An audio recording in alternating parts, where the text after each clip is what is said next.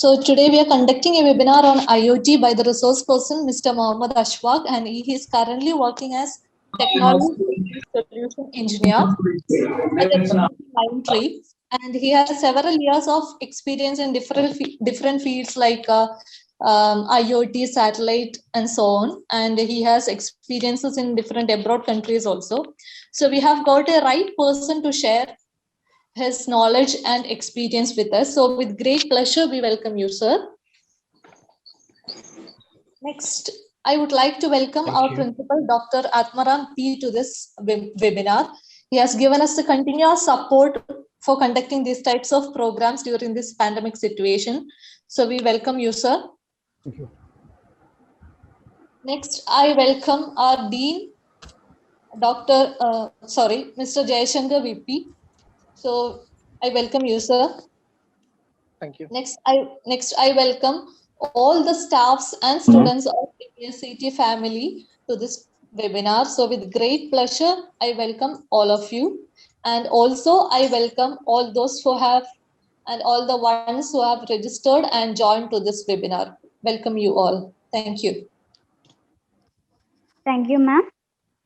I cordially invite Dr. Atmaram, Principal of MESCET, for the presidential address. Thank you. Good afternoon to one and all. Actually, it is nice to see large number of participants because most of them are students also. See, this all these webinars are organized especially for the benefit of students. Of course, it is useful for faculty members also, but it is mainly intended for students. In this pandemic situation, our engineering students are not updated as much as it would have been possible if it was normal. So in this new normal situation, students are not acquiring the required technical expertise or knowledge. So this kind of webinars is intended to impart extra or latest technical knowledge to students. So my request to students is utilize all these opportunities. I can see that in this group there are majority are electronics and communication students, but other department students are also present. So that is very good to see, because the topic of today, IoT, it encompasses all the branches of engineering. So here we are fortunate to have an expert in this field. We have Mohammad Ashfaq. He's a technology specialist solution engineer at Mindtree. Mindtree is part of the highly reputed Larsen and Toubro group. So we have indeed a specialist for to conduct this webinar. So we are fortunate. So what is, well, IoT, most of us know what is IoT, but in periphery only. It has a lot of applications. That is, it connects a lot of physical devices using internet, and it was made possible by the availability of cheap microchips, sensors, all that things. Otherwise, it would have been possible. We can see we can remotely operate home appliances, like the advertisement you might have seen, Mohanlal switching it on the AC remotely. So that is one of the applications. A lot of other applications, like all the devices, like light bulbs, fans, ACs, refrigerators, everything can be switched on and off. It can be controlled and monitored with this technology. So actually, I think this is the tip of the iceberg. We are only beginning to understand the scope of this technology. We are yet to realize the extent to which this will go, because this accumulates a lot of information, collects, and returns the directions. So this new technology, it is really, I cannot say it is really useful, but it is really wonderful because lot of potential is there. It is opening a new vista for us, for technical world, and it makes our life comparatively easier. So uh, this is a good opportunity for us to understand more about IoT. So once again, I request all the participants except the resource person to mute their audio so that the webinar can be conducted without any disturbance. So, my dear students, please open up your mind for this webinar and get as much as latest information from the expert. So further, this will be useful for you to get activity points as per the KTU norms. So please participate to the end, and let it be an interactive session so that we can get more idea. Okay, I wish all the best for this webinar and appreciate Electronics and Communication Engineering Department for organizing such a suitable webinar. Thank you. Thank you all. Thank you, sir, for your valuable words. Next, I humbly invite Sri Jayashankar, Dean of MECET, to lead the felicitation. Sir, please. Good afternoon, one and all. Internet of Things actually is a disruptive technology. കുറച്ചു കാലമായിട്ട് നമ്മൾ ചുറ്റും കേട്ടുകൊണ്ടിരിക്കുന്ന ഒരു ടെക്നോളജിയാണ്. പല കുട്ടികളും അതിൽ ചെറിയ ചെറിയ പ്രോജക്ട്സ് ചെയ്യുന്നുണ്ടെങ്കിലും ഇതെല്ലാം ഒരു പെരിഫറിയിലുള്ള സാധനം മാത്രമാണ്. നമ്മൾ കൂടുതലായിട്ടും ചെയ്യുന്നത് സ്വിച്ച് ഓണിങ്, സ്വിച്ച് ഓഫ് ഇങ്ങനെയുള്ളതിൽ എക്സ്റ്റെൻഡഡ് ആയിട്ട് ഇതിന് സെൻസറും ആക്ച്വേറ്റേഴ്സിന്റെയും ഡിഫറൻസ് കാരണം കൂടുതൽ എക്സ്റ്റെൻഡഡ് ആയിട്ടുള്ള ആപ്ലിക്കേഷൻസിൽ IoTs യൂസ് ചെയ്യാൻ കഴിയും. I think Mohammad Ashfaq will be able to lead us through the wonderful journey of where it is going to reach in our day-to-day life. Whereas ഇപ്പോൾ ഒരു AC യിൽ മാത്രം കാണുന്ന സാധനം നാളെ ഫ്രിഡ്ജിലും TV-ക്കകത്തും ഈവൻ ഓവനകത്തും കാറിനകത്തും ഒക്കെ ഫുള്ളായിട്ട് എക്യുപ്ഡ് ആയിട്ട് വരാനുള്ളൊരു കാലം എത്തിക്കഴിഞ്ഞു. My intention of finding things is that ഇനി അങ്ങോട്ടുള്ള കാലത്ത് മനുഷ്യന്റെ പകുതി മുക്കാല് പണി ഇന്റർനെറ്റ് ഓഫ് തിങ്സ് വഴി നടക്കും. അപ്പോൾ അതുപോലെ എക്സ്പ്ലോസീവായിട്ട് മനുഷ്യ രാശിയെ സ്വാധീനിക്കാൻ കഴിയുന്ന ഒരു ടെക്നോളജി വരുമ്പോൾ അത് മനസ്സിലാക്കാനും കൂടുതൽ ആഴത്തിൽ മനസ്സിലാക്കി തരാനുമുള്ള ഒരാള് നമുക്കിന്ന് കിട്ടിയിട്ടുണ്ട്. അതുകൊണ്ട് തന്നെ ബാക്കിയുള്ള ബ്രാഞ്ചുകൾക്കും ഈ ടെക്നോളജിയുടെ ബെനിഫിറ്റ്സ് എന്തൊക്കെയാണെന്ന്, as I know each and every branch whatever it is, IoTയുടെ ഏതെങ്കിലും ഒരു തലത്തിലുള്ള ബെനിഫിറ്റ്സ് അവർക്ക് ഡയറക്റ്റ് ആയിട്ടുണ്ടാവും. ഞാനിനി അധികം ദീർഘിപ്പിക്കുന്നില്ല. എൻ്റെ കടമ ഫെലിസിറ്റേഷൻ അർപ്പിക്കുക എന്നുള്ളതാണ്. അത് നമ്മുടെ ഇന്നത്തെ റിസോഴ്സ് പേഴ്സണായ മുഹമ്മദ് അഷ്ഫഖ്, പിന്നെ ഇതിൻ്റെ സംഘാടകരായ department of electronics and communication engineering, MES college of engineering and technology, പിന്നെ അതിന്റെ ബാക്ക് ബോൺ ആയിട്ട് നിൽക്കുന്ന doctor Cecil Baby, and seminar coordinate ചെയ്ത് ഇത്രയും ബെനിഫിഷ്യൽ ആയിട്ടൊരു സെമിനാർ ഉണ്ടാക്കാൻ പറ്റിയ ഡോക്ടർ ലക്ഷ്മി ആർ നായർ, ഇവർക്കെല്ലാം ഞാൻ എൻ്റെ ആശംസകൾ നേരുന്നു. Thank you. Rufia, back to you. Thank you, sir. I would like to introduce our chief guest, Mr. Mohammad Ashfaq, the technology specialist solution engineering in Mindtree, a part of Larsen and Toubro Group company, to our webinar. Hey, thanks everyone for first of all being present to my webinar. So how are everyone doing? I hope you are all staying safe in this difficult situation.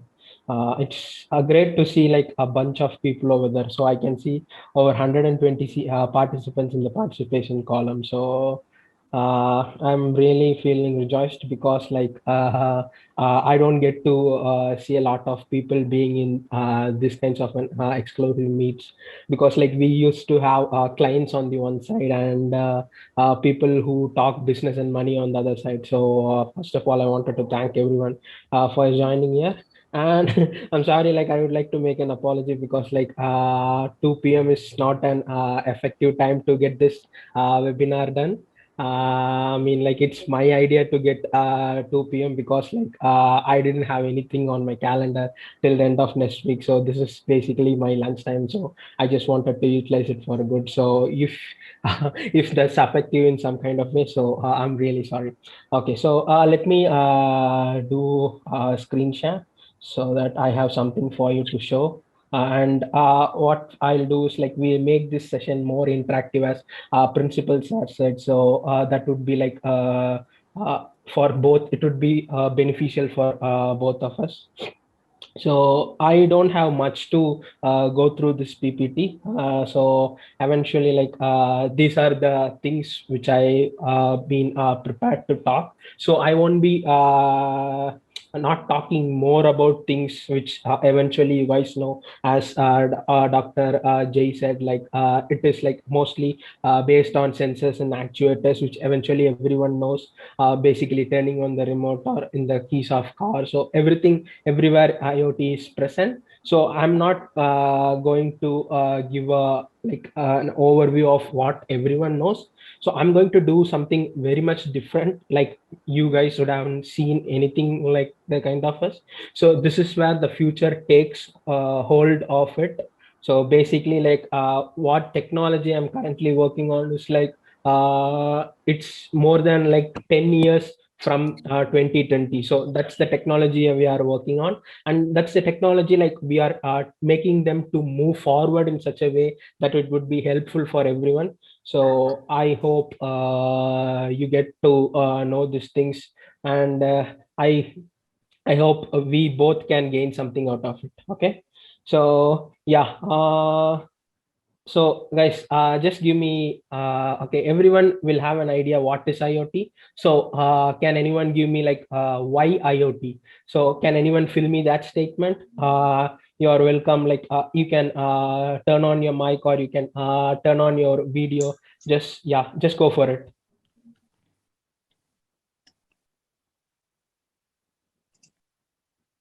Hello? Oh, just come on, guys.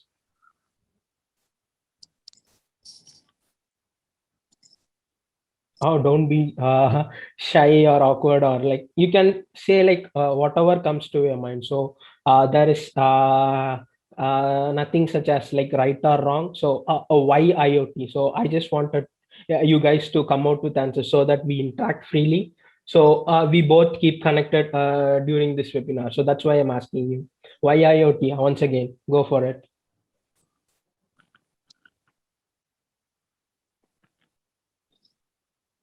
You guys can hear me, right?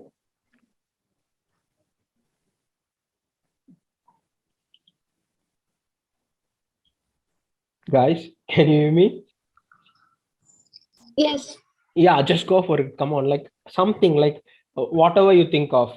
I just wanted to make the session interactive, so that's it. Let's operate freely. Yeah, come on. IoT can help in ease and control of machines anywhere in the world. Great. Your good name? Alistair. Okay. Great, Alistair. Something more? More. And we'll be updated with technology. Okay, great. Yeah. Someone else?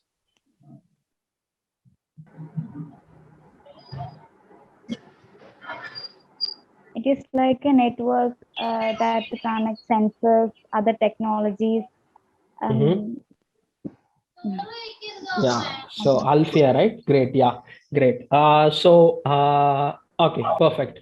So the thing is IoT makes us to connect devices. It's just free on temporal things because anywhere, okay, any place and any devices. So that's how future is going to be. So you would have seen like plans for smart cities where Google is bringing their attention to India to make cities effectively work on that. So that is where this IoT things comes from. So basically, IoT is basically Internet of Things. So things is nothing but it's a placement of devices where when you have a device, so you get to configure that device and connect it to internet. And once it's connected to internet, it's going to be everywhere. So this is how the placement of being is captured. So IoT is basically from what we say, it's like it's been there from everywhere, basically like 25 years back. So we have to go to a bank to write a challan to get some money from our account. So in order to eliminate that interstitial procedure, so there came the telemachines.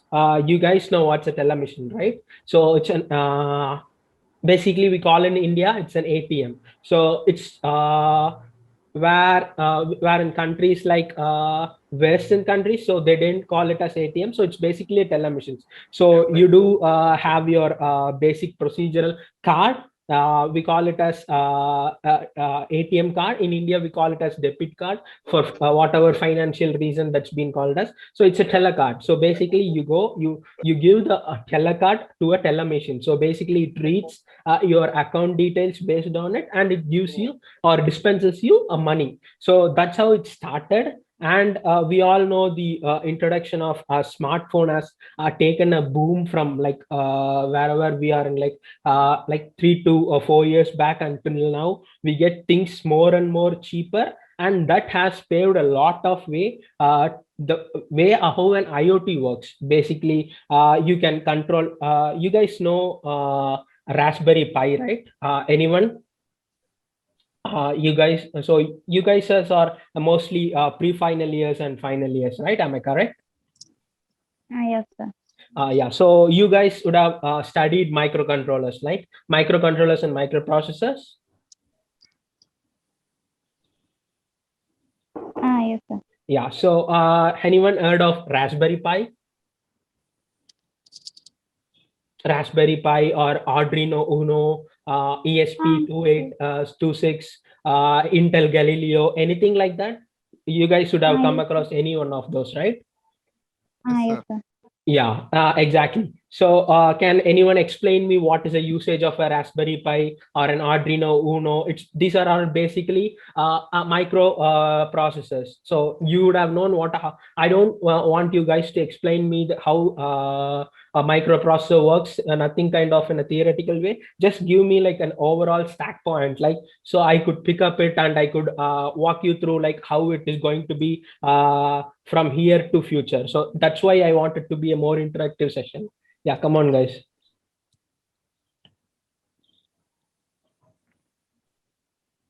Oh, just come on, like don't think this is often a Q&A session or something like that. So we both communicate, so we both gain knowledge. So that's how it's going to work. Yeah, just go for it.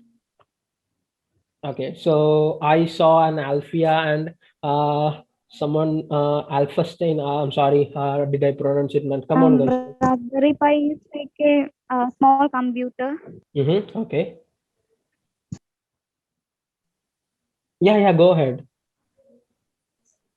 So using Arduino, we can inject programs into it and use for different types of projects, right? Yeah, exactly, man. Yeah, that's what I'm looking for. So it is basically, Alfia also said it right. So it's basically a small computer where you inject. Raspberry Pi is like a small computer. Yeah, exactly. So where you can inject something called as what we say, it's like basically stuffs which will make you to work things based on how you program it. So that's how it's work. So it is the base. Ashfaq, 1 second. There is someone scribbling on your screen, I hope.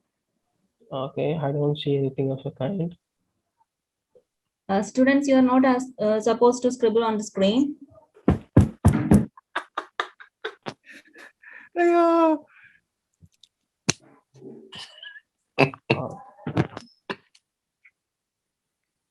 Okay. can you just change that, Ashfaq? Yeah, I'm trying to change it. Like you guys, I don't see a thing like, but you guys are able to see anything on the screen?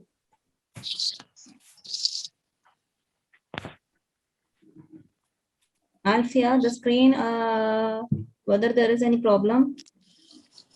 Alfia?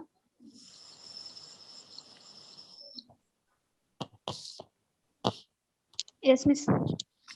Yeah, that's why I'm asking. Okay, maybe I'll just stop the share and I'll reshare it again. Let's see how that works. Okay, okay. Okay, Lakshmi ma'am, is Okay, that okay. fine? Yeah, it's fine. You can start. Yeah, okay.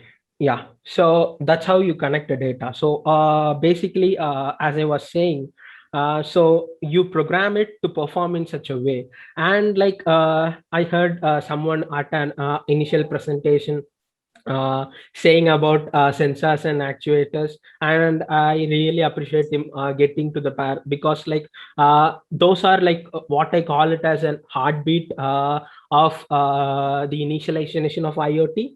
So it allows us to basically build across an infrastructure, like where we can send something from an physical data, and what actuators does is like it's basically convert that electrical signals to physical kind of a thing. Okay, so yeah, moving from there, so I would like to know, like, have you guys worked on like any of the basically a computer infrastructure part?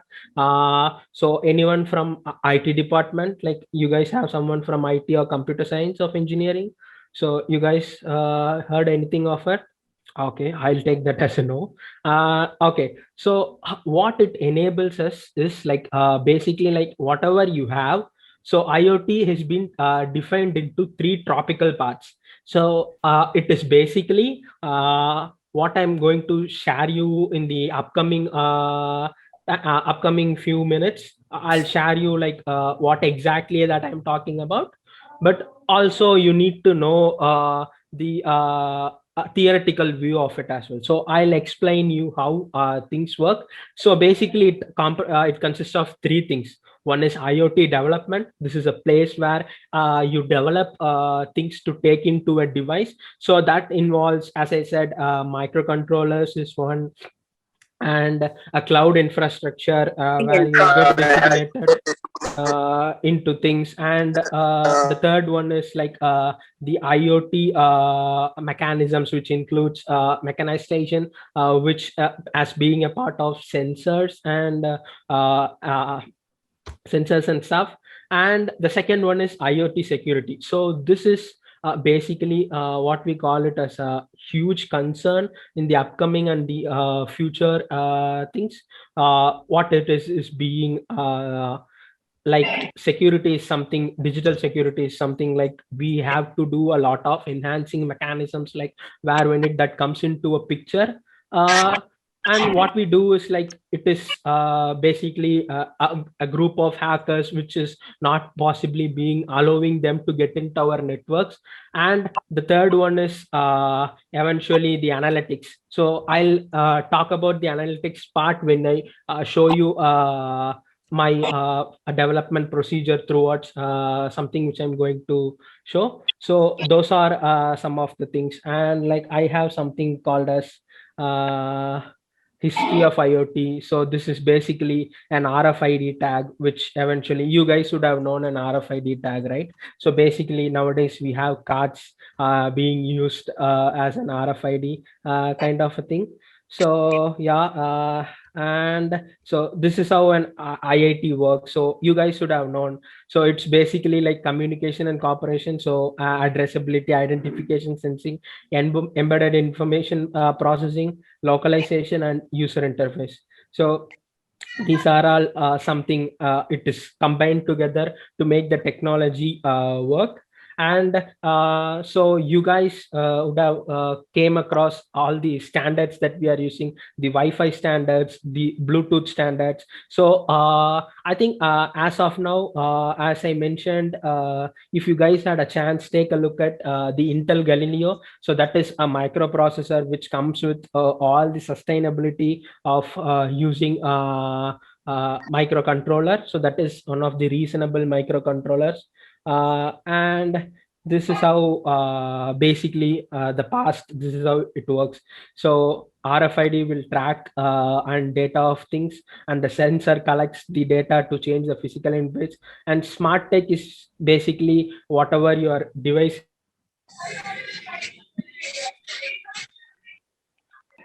Okay, you guys can hear me, right? Yes, yes. I had some breakout, sorry. So okay, let me do a screen share once again. Yeah. Okay. Let me post it back. Okay, cool. So this is something I wanted to discuss with about in detail because it's such an interesting thing. So everyone in this group would be using a smartphone, right? So that's how you guys would have connected to this meeting. So can anyone tell me like what is the processor that your mobile phones uses and how it is being made? Anyone have an idea? Come on, you guys would definitely have had an idea, like because like you guys are in the peak of like doing and achieving something great for the future. So you guys would definitely have an idea what does mobile phone contains, yeah, right?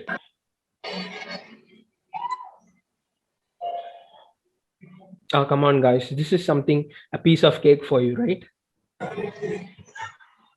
Come on, yeah.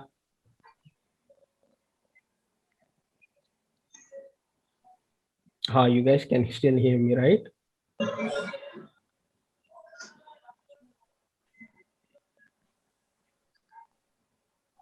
Still don't know what are your processes in your mobile? Like you guys must be gadgets freaks, right? Think Exynos. Okay. Snapdragon, MediaTek. Okay, cool. So someone said Qualcomm Snapdragon. Oh, yeah, great. Can you give me an example for what a Snapdragon model number of it? So what is the current Snapdragon version is better? Can anyone give me that? 860. 860. 888 processor. 888. 888. Yeah, 888. So 888 is the recent one, and someone said Exynos, right? So what is the latest version of an Exynos? Can someone answer me that? 1200. Okay, so that is being given on what device? Samsung. Yeah. Samsung. Yeah. Can you explain me the model? Do you guys know what model is it in? S21 series. Yeah, it's on the S21 series, and mostly like whatever flagship phone you pick up, so Snapdragon 888 will be on that. So do you guys know what is the chip spec? I mean, like how much nanometer chip it is? 5 nanometer. 5 nanometer. No. Good guess. 6 nanometer. No, come on. 7 nanometer. Yeah, it's 7 nanometer chip because like so there is a lot. You guys know what is a last year's Snapdragon flagship chips? 860 plus. Yeah, and do you know how much nanometer it was? 7 nanometer. No. 14. 9 nanometer. So eventually 2016 is end of life for 9 nanometer chips, and then came 8 nanometer chips. So if you compare last year's processor to this year's processor, the benchmark scores would be like eventually on peak of it is. So 7 nanometer, which in case increases the efficiency and it reduces waste in the sense of like, if you have an 8 nanometer, you need to accommodate the 8 points. So that diffuses too much of charge. And when it comes to 7, so you can practically eradicate that one piece of charge. So that makes more efficient as well as it's more powerful. So that's how engineers keep working day in, day out on bringing more efficiency. So what it does is, in this case of text, so you don't need to charge your device back to front. So you can basically need a minimum level of charge to get the device work on a overall. And also it creates like an interstructural spaces between some, which that makes the you can accumulate it basically everywhere possibly. Okay, so this is something where the technology takes us moving forward. And this is some current stat which I have. So basically this is what is being planned. So basically we are trying to connect 50 billion devices by the end of 2020, and to the current stats we have already crossed 48 billion, which is great. So every device is being connected to IoT, and that will have a standard security mechanism as well. And these are all some of the slides where we can show like what is turning data into wisdom. So data is something like which we use more in the form of analytics, and this is how we are predicting the future. So when we have 50 billion machines connected, so this is how it gets virtualized. So everything is basically being tracked. That is one thing. Like I think you guys should have known of express couriers. Like you guys can track where and when it's being shipped and traded back. So that is something we have a potential outcome of that. And this is like where we use the IoT most in the future. So this is like where aviation, so estimated value would be like 30 billion of it, and mostly it's on the healthcare. So currently what I'm working on is like I'm currently working on aviation and healthcare both. That's how we try to bring establishments for that. So this is one of the geographical value of like how the industry is going to be. And as an engineer, I think you guys are blessed. When you come out of this, like if you get into a great company or a normal company, every company will have an IoT specific domain. And I think when you get in there, like you'll try to know like things maybe like even better than me. So yeah, that's how it works. And so this is like potential, like where the reduced cost improves performance kind of stuffs. Okay, and this is a technology roadmap. You guys, I think you guys should be bored to get these things into stuff. Okay, so yeah, that's a few things which I had to share with you. And what I'll do is like I'll eventually show the work that we did for the past 2 years back, and this is definitely gonna excite you. I'll open the floor for any questions when once I give you a brief introduction of our product. Okay. Okay, let me go and refresh. So this thing is basically an open source. We just sold it for a company, and you can basically go and watch this in your monitor as well. So the link would be flightradar24.com. Okay, let me do this big.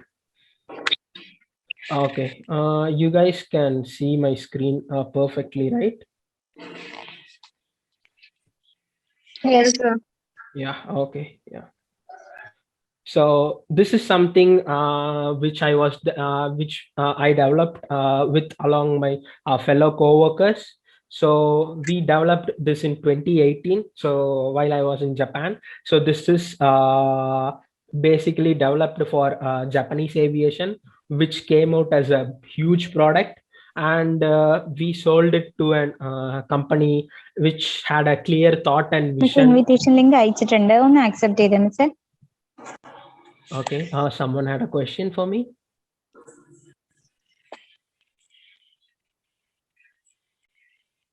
Guys, you have a question for me? I heard someone asking me something. No, sir, please continue. Oh yeah, sure. Thanks. Yeah. So this is something like where we have we devised an auto dependent surveillance mechanism. So what it does is like we place it in the every planes that are paying us and willing to contribute us. So by the start of 2018, so we had an architecture design. I was saying you about an analytics, right? That I'll complete that first before I go through our product. So this is basically an ad which takes out my data from my computer, and this shows it basically like what I've been looking for. So this is something what analytics does within the engine of it. So I can't remove it. Sorry, I would like to make an apology for that, but that's fine. Okay, let's come to here. So what it does is like, this is for the statistics. So how much flights we are tracking day in, day out. So this is basically like, for example, I click on a flight. So I get the details of the flight over here. And this is basically like what altitude does it flight, what our IoT data devices. So we have a backend database, which everything gets recorded every 30 seconds, which that is something happens on real time. And what you can do is like you can make the data being more reliable. So as you guys will be users to this website, but at the background it takes a lot of effort to get this to see on a screen. And basically like you will see the flight's registration number, and we will be able to track it at the back end, like and what are the way it is going through. And the thing is like it has its own speed, the ground nuts basically, and it's whatever altitude it's going through. You can't track its GPS altitude because it's a critical data where if in case of like being a terrorist or something, so those data might not be good for them, for the companies are. So it is a mutual agreement between us and the companies to not predicate those data for the users. And this is something like where it has their Brit address, where we can track like when it is going to bridge on and its current speed and when it is going to land. And you can simplify the route with this. So it is eventually going to share what all route it's being traded back. Okay, sorry. Yeah, you can see here, right? So this is started from Colombia, and its route will be basically, yeah. So these are all the channels. We call them as English channels. So this dotted lines over there. So this is something, it is predicated to go through that line, but we don't have ground station there to control that line. So what it does is like it takes back to the air traffic controls. You guys know what an air traffic control is, right? Mm-hmm. Or do you want me to explain what an air traffic control does? Sir, just in 2 lines. Oh yeah, sure. So basically what an air traffic control does is, so flights, they don't have what we say, it's like a natural path. Everything is pre-programmed within their flight manual simulations.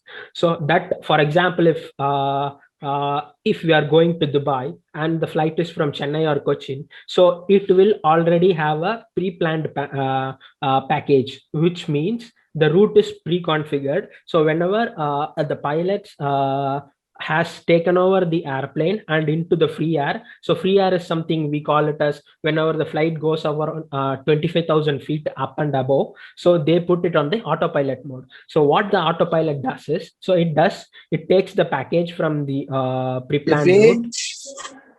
Mm-hmm. Sorry. Okay, I think that's a cross reference. Okay, so that takes in into a place, and it will come to a point when there is a landing ineffective. So that package may be a cross-reference package. So what it does is, so for example, like you have been programmed to travel at 30,000 feet with like 400, 500 nautical speed. Okay, and there will be definitely an another aeroplane which is coming at a 30,000 feet at the same speed. So what air traffic control does is it navigates them through this times. Okay, so that is where this reference dot says this has been taken control to the air traffic control people. Okay, so whenever you see this, so this is how we are routing that application. So this is completely IoT. So in order to make so whenever there is a human intervention, so there might be absolutely a point for error, right? So in order to relevate that, we were initiated from a Japanese. I can't say who they are, or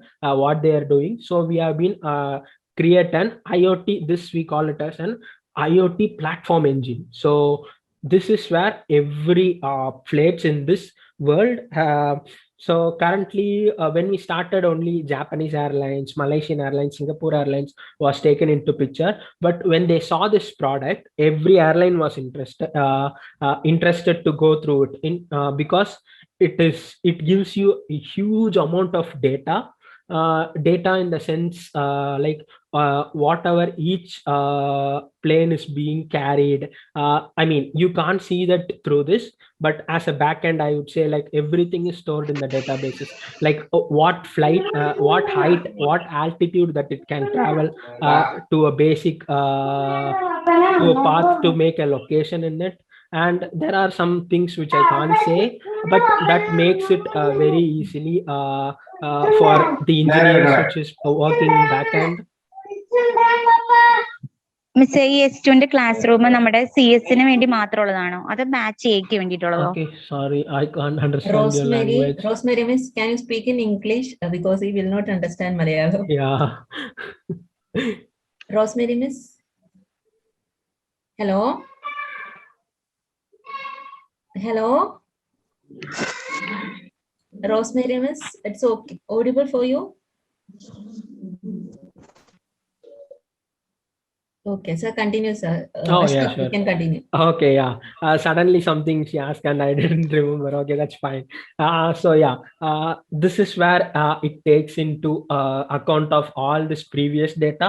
So for example, I said like when there is no air traffic control or the control signal, so we used to control them using an automated procedure called as terrestrial belong. So what it does is it automatically identifies if there is any flight is being tracked online, and if that is tracked online, we will reroute its landing. So this took almost like 2.5 years for us to build, and now we have sold it to a different company, so they are taking care of it.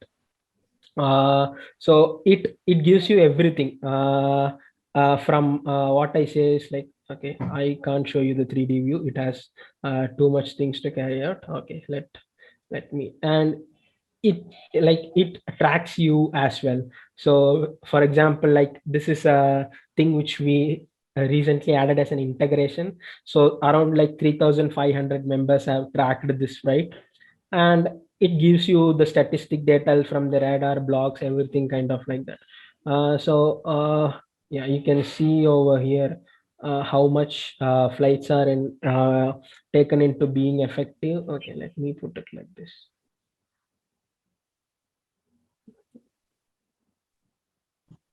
Yeah, so across the east to west, it's continuously spread it over here. And these blue things are something which is being automatically the flight route has been navigating through. So you guys can like if you have time, you can just open your browser, see what I'm saying, and like yeah. And the most thing is like each flight senses data. So for example, this is something whenever a flight goes down, God save, they don't happen anymore. But whenever a flight goes down, so it instantly senses data, whether it's an engine failure. So that is being collected from, we have around like 314 sensors placed in each eventual track of an aeroplane. So that takes the reading and it sends us back to our central computer station. And one of the most important thing is like this is 0% unhackable. And we made it 0% as unhackable because there are like millions of lives on this. So this is like basically a level 1 force Arbor graded internet security. So, and we made it openly public to everyone because that's how we developed the internet security for this. And it's being ground stationed in Japan, and we have one ground station is Mumbai as well, and we have it in Russia, New York, and where do I call one more? Yeah, Canberra, Australia. So we have the ground stations, everyone here, and we don't need to be on the ground station. And if you guys know AWS, Amazon Web Services, we have an AWS control station for it, where we used to control every trajectory and path based on the temperature shifters, the climate tracking conditions. So we do everything from it, and we have around like 6 satellite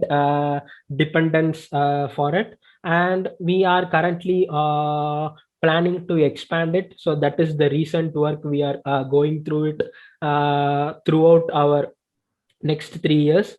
And what it will be is like we are going to control satellites based on data from all the airplanes. So I think we have almost 72% data which we have gathered till now, and we will still gather for around like 1 more year with the data to get into analytic part, and we can transcribe basically a pilotless aircraft. So these are all the future, and I'm proud to say that we are working for the future. So yeah, which will eventually be in case whenever there is a cargo to take off and lift off, the computer will automatically initiate the takeoff and landing. So that is going to come in the next few years. That's why artificial intelligence people from RTAI side, so they are working on a simulation where automatically it's going to prove everyone in the next 4 years. That so the target is 2024 for that. And in that scale, like what we are working for 2024 is like we all do know there are like n number of satellites surrounding our orbits. So what we are trying to do is we are trying to collect data from the satellites, how it is being monitored, how it is being nurtured to perform these kind of things. And once our devices are up and back online for the ISS, so everything in these kind of environment, mostly aviation, will be completely effortless, and we can what I say is like we can prevent accidents. So that is something which we all want. So the loss can be remediated for flight can be through their insurance, but people's life, I think it is invaluable. So that is where like we are working for a reason. So yeah, you guys have any questions? That's all. Like I think I have shown you whatever possibly I can. And yeah, if you have any questions, I'll open the floor for the questions. Hello, Ashwak. Can you hear me? Oh, hi, Jay. Yeah, I can hear you. Yeah. Is it like we are expecting a market where we'll be having pilotless aircraft within another 10 to 15 years, that there won't be any need for a pilot? Say, we are talking about a disruptive technology. That is why I was thinking about that. Oh, yeah. I think it is not that far, sir.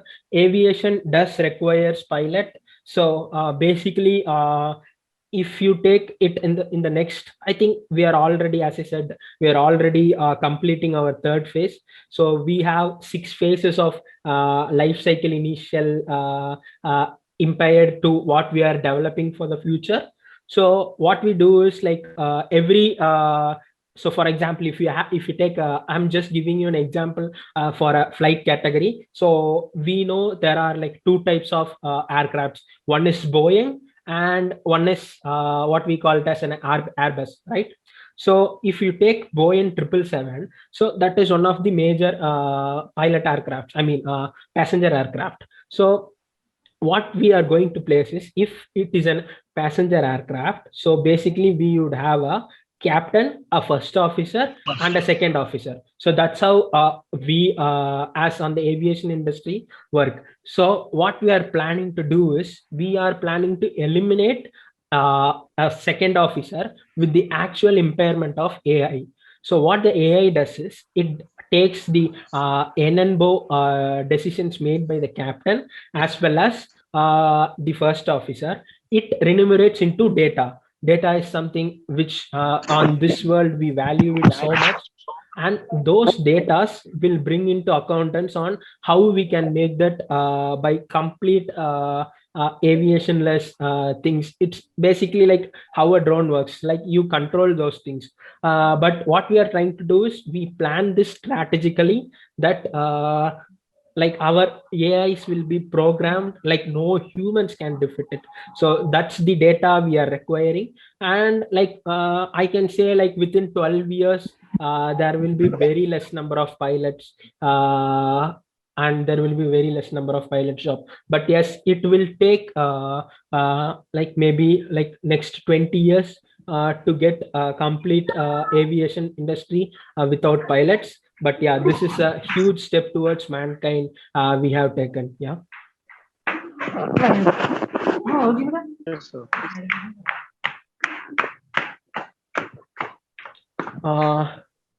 Any more questions?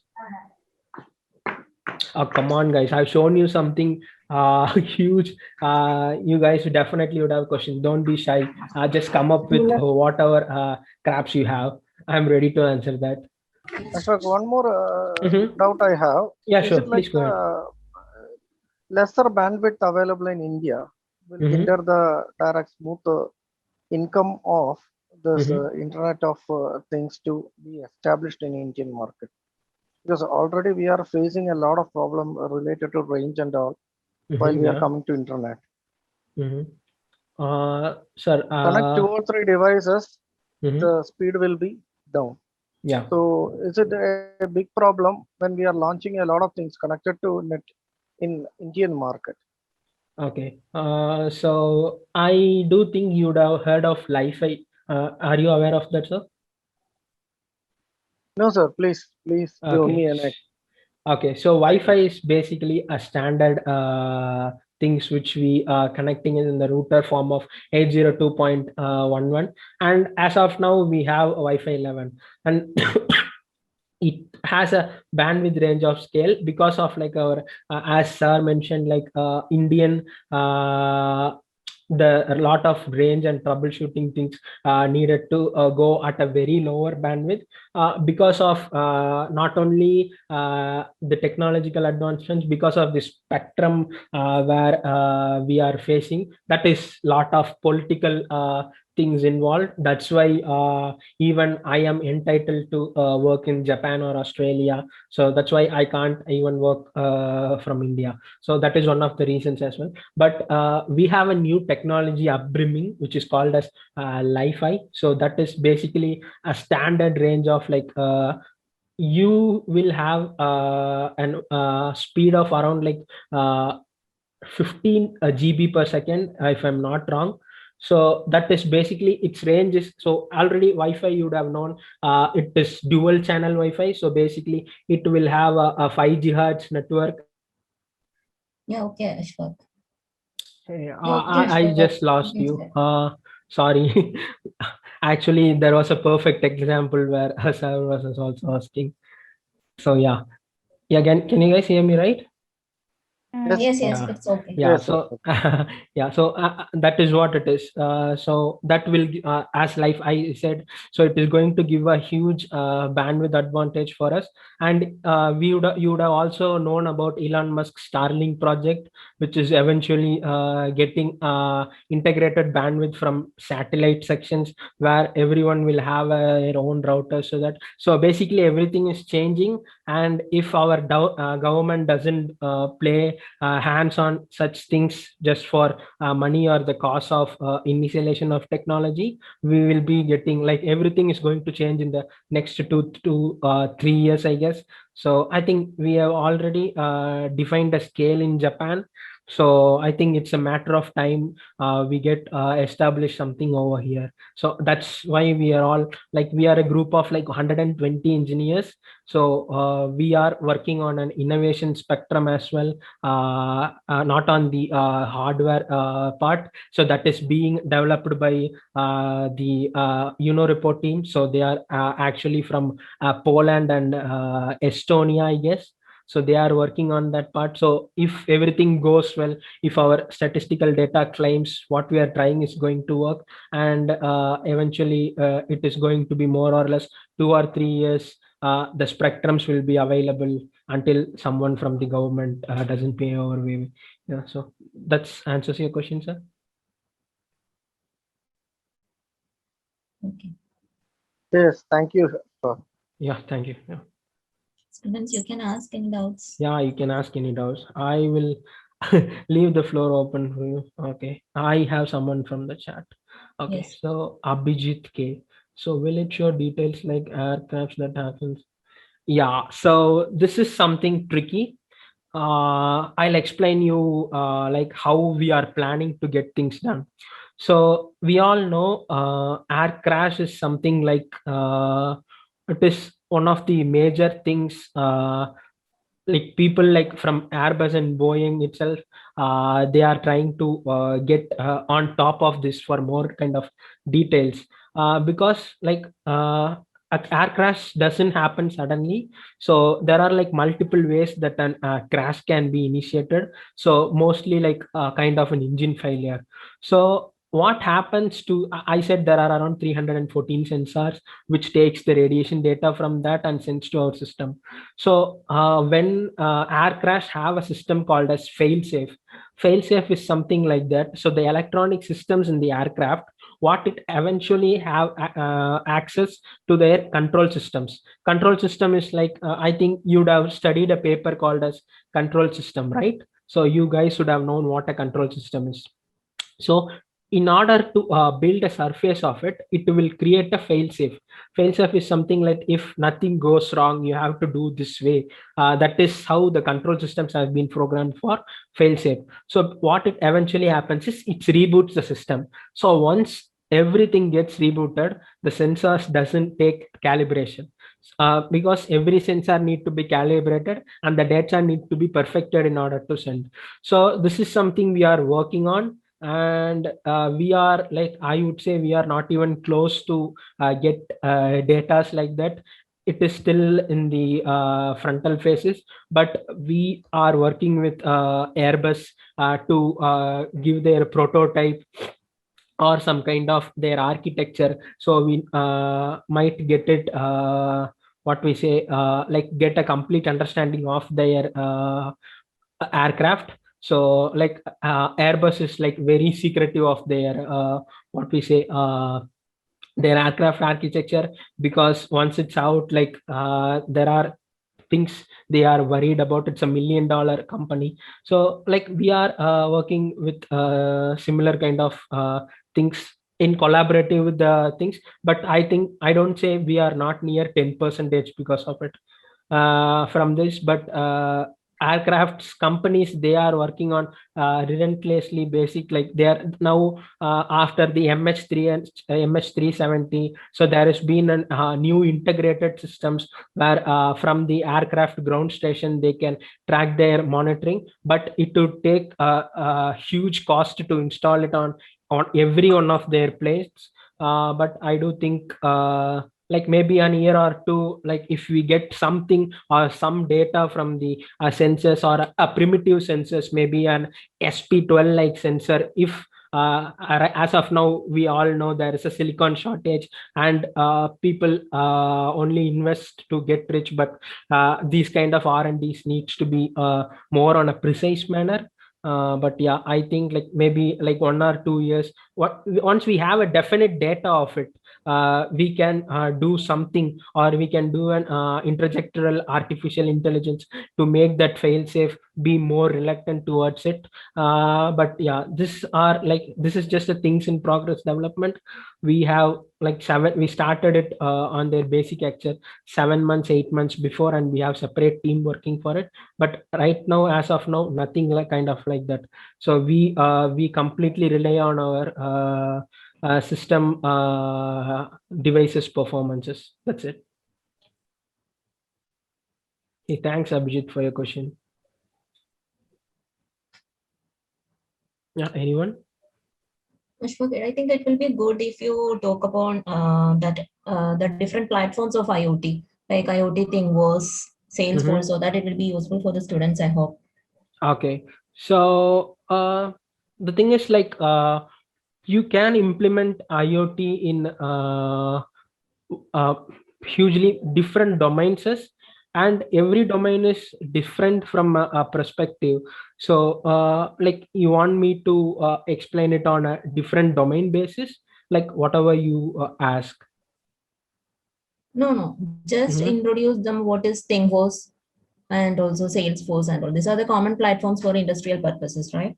Yeah, so like I don't have experience in Salesforce, so I can't talk about Salesforce, because there might be n number of factors which Salesforce people use.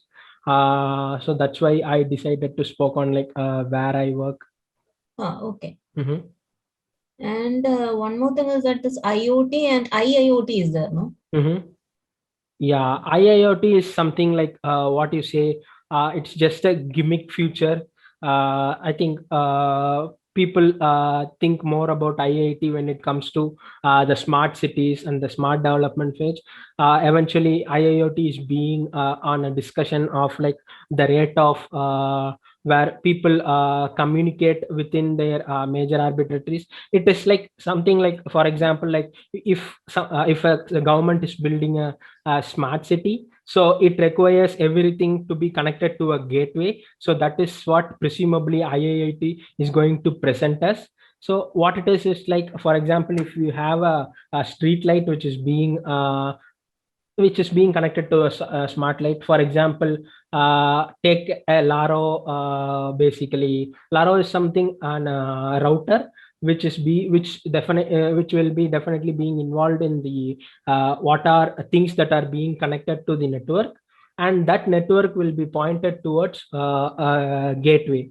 A gateway is something like where we use it to control the entire combination of streetlights in a smart city. And what it enhances is like clearly based on like how the entire street lights, or like how an entire gripping that city should sit on based on the router.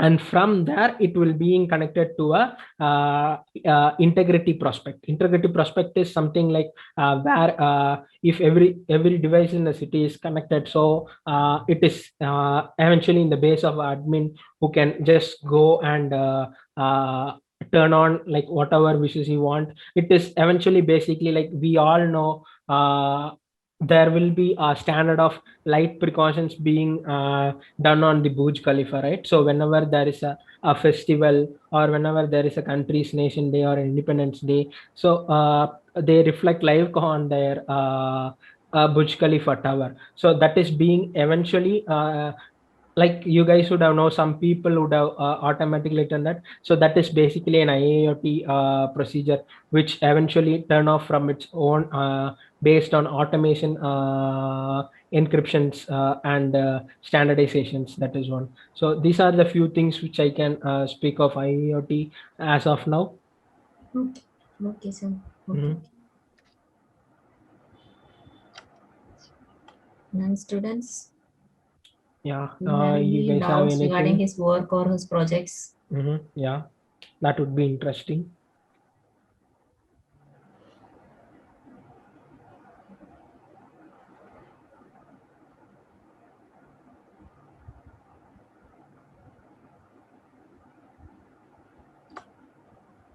Yeah, if you are hesitant to ask a question, like just put it in the chat. I'll answer your questions.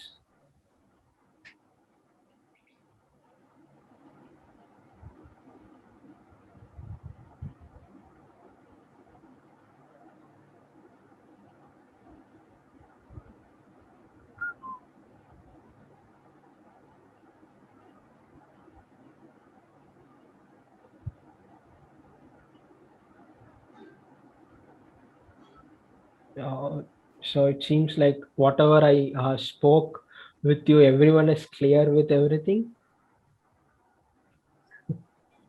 I think it would be better if you share the PPT. You have gone through all slides, Ashfaq. Yeah, I just covered most of the slides, and the next things are eventually boring things where no issues. Like I'll just share once again the PPT. Yeah. So that they will get an awareness Yeah. about the projects, Mhm. your works. Yeah. Ma'am, can you just do Yeah, I me will as a make you Oh, co-host. yeah. Okay. Okay, Ashfaq.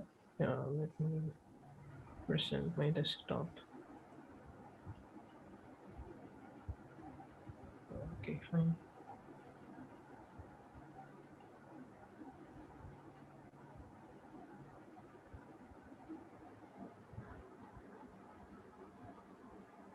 Yeah, I just okay, this is something.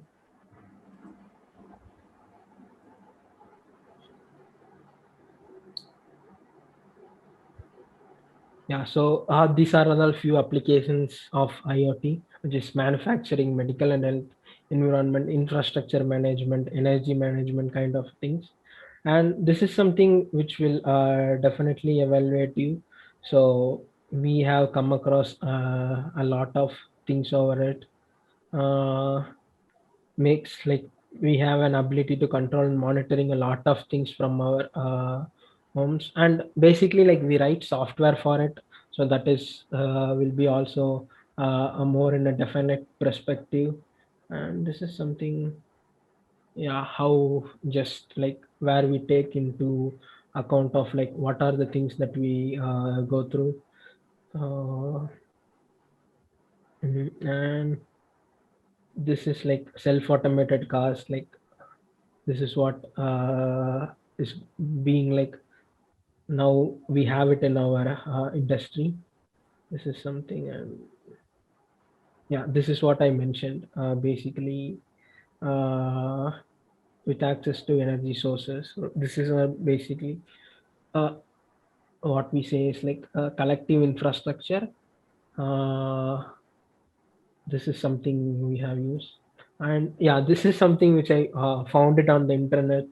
um, Basically you can monitor cows based on their memory cells, like if they are healthier or not. So this is like that cow generates around 200 MB of information from here. So that is a data like where we can treat animals as well. So these are all few of the interesting facts which I found internet when I was searching for it, and the rest are all normal data.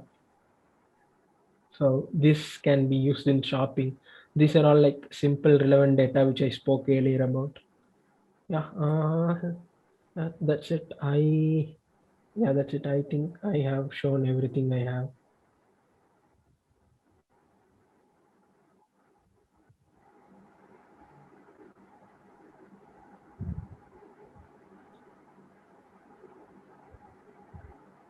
Yeah, if you have anything, just I'll monitor the chat. Like you guys can type it out on the chat. I mean, if you are hesitant to talk to me,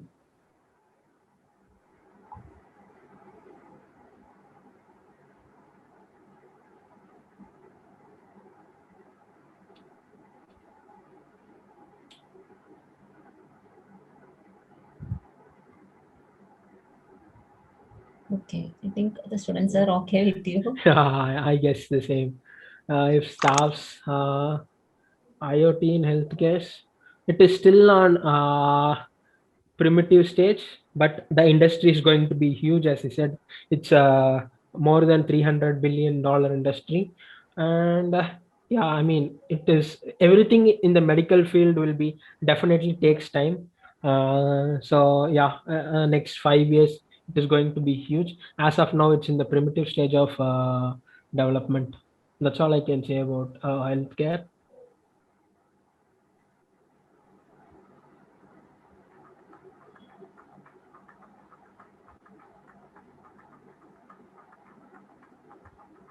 But as engineers, like when you come out, like, ma'am, these are all mostly pre-final years and final years, right?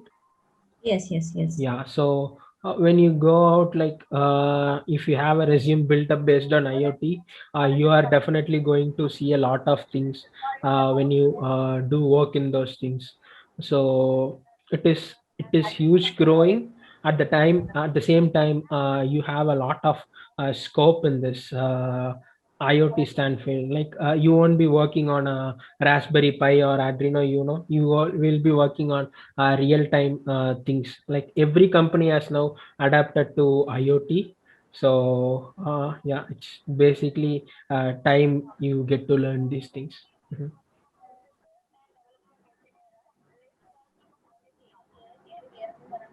Oh, without sensors, there is no IoT. So uh, so sensor is something like you need to detect something based on their physical entity into digital signals, right? So basically that's how an hardware is being deformated. So it's simple, but so for example, you have climatic controls in the car, right? I think most people will be aware of what is a climate control ACs. So that is being detected. So the temperature sensor detects the climate outside the car. So it automatically adjusts your temperature inside the car. That is one of the clear example of how a sensor is being worked as a part of that.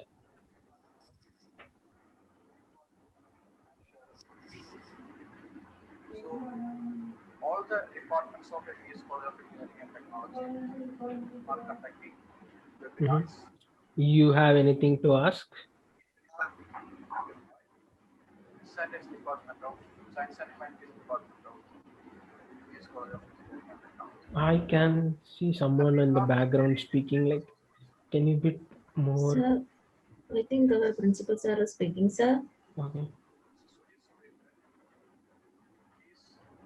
An expert in the field of oil, and he is working in the registrar of drawings, Taiwan. Sir, your voice is not Principal sir, your that voice is clear. not. Sir, it's very feeble, sir. Well, we all have heard of oil, Sir, organic light emitting diodes. OLEDs have a lot of applications. Hello? Sir, your voice cannot be heard, sir. It's very feeble. Hello?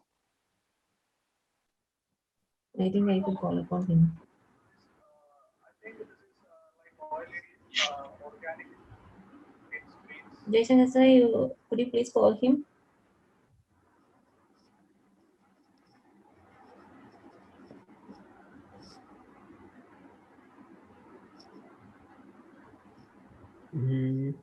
So I see 110 of them. So if you have any questions, I'll give it another 5 minutes. You can post your questions.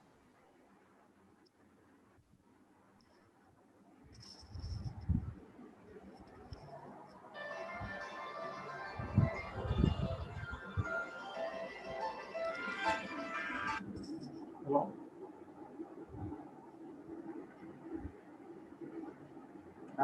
ഞാൻ പറയണല്ലോ അല്ല ഞാനൊന്നും പറഞ്ഞില്ല ഇപ്പൊ ഇല്ല. Okay, I think there are no further questions, Ashwak. Okay, cool. Students, are you okay? So that we will conclude. Move to Alfia. Okay, ma'am. Okay. I would like to welcome Farzana Naushad, the final year student from Electronics and Communication Engineering. Vote of thanks.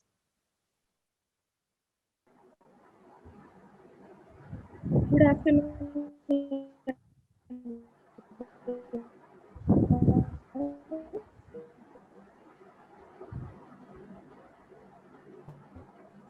It's my privilege to propose, on behalf of MESC, extend my most to the Lord Almighty for making today's event a grand success. On behalf of MESCET, I extend a really hearty thanks to our chief guest, Mr. Muhammad Ashfaq, Technology Specialist Solution Engineer, Mindtree, who spared time from his busiest schedule to grace the occasion. Thank you, sir.